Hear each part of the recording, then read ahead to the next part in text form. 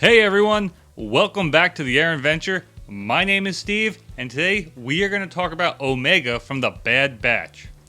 So we get to meet Omega in episode 1 of the Bad Batch, and from what we can tell, she's a little girl. She's a little clone girl, and the assumption is she's made of potentially the same DNA as the rest of the clones, which begs the difference.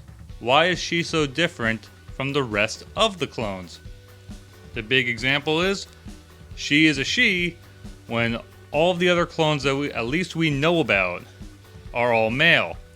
She has different hair, different traits, even a different accent from how she talks than the rest of the clones, which kind of maybe gives off the thought process of, is she from the Jango Fett DNA? We don't know just yet. We just know she is a clone. We do find out that she is a genetically modified clone, very much like the Bad Batch. We learn in the Bad Batch that there was only 5 of these genetically modified clones when Tarkin asks, because he gets impressed, as I mentioned in the last video, he gets impressed with Clone Force 99, and he wants to know, hey, can we make more of these, but have them be more disciplined, more loyal to the Empire than what Clone Force 99 is? And the Kaminoan says, well, there's only 5 of them. And at this point, if you don't recall from the Clone Wars, it kind of gives off the impression it's the 5 members of the Bad Batch, until you remember that Echo is a regular clone who just had some alterations made when he was kidnapped by the Techno Union. So now we have Omega, and we don't really know much about her at this point. We're going to learn. We're not sure how old she is. She's a medical assistant on Kamino, working, with patients, and seems to be kind of a loner. No one else really hangs out with her, and she's just going about her day, hanging out with the Kaminoans, and treating patients. So, upon meeting Clone Force 99, she immediately takes a liking to them, and at first you kind of get the impression of she idolizes this team, and you don't know why, until you find out she's just like them. She's altered. Now the thing that we don't learn is, what is her special skill? We don't really see that much about her, don't see that much about what she does. We learn she's a pretty good shot.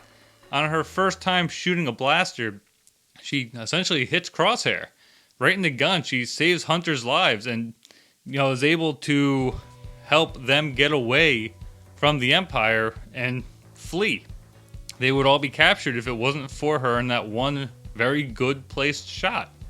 So that's what we're going to be learning, hopefully, in the upcoming episodes, is what is her singular special ability? What makes her special? Other than being a kid, it looks like there's nothing making her grow quicker like the other ones, like the other clones, the original clones. Their aging is 4 times faster. There's nothing like that. I'm sorry, 2 times faster. Nothing like that. She seems to be aging at maybe a normal speed, which is just like Boba Fett was. So there's also been a few rumors. To me, she kind of looks like a Boba Fett clone. Little different, but she's a girl.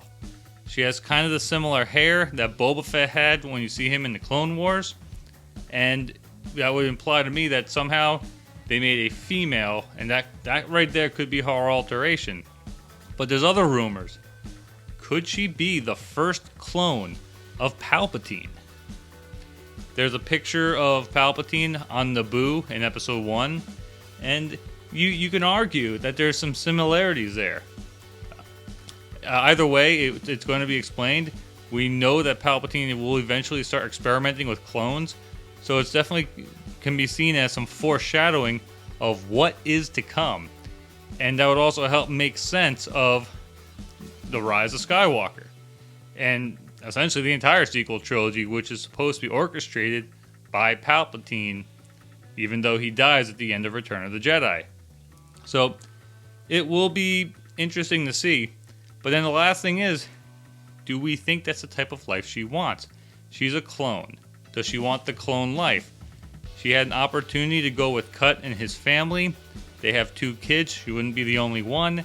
And she could live as a normal kid and grow up as a normal kid.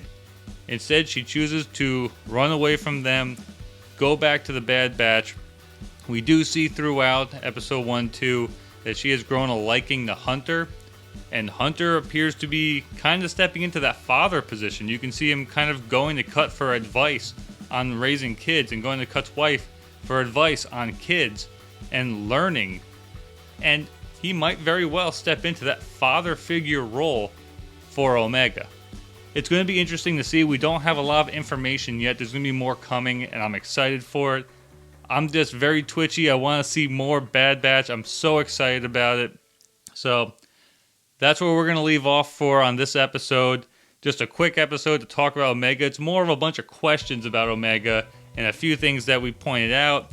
So we are going to learn all of this together. Don't forget to like, comment, and subscribe. Do you have any thoughts on Omega? Did you see anything that maybe I didn't see? Comment below. Let me know.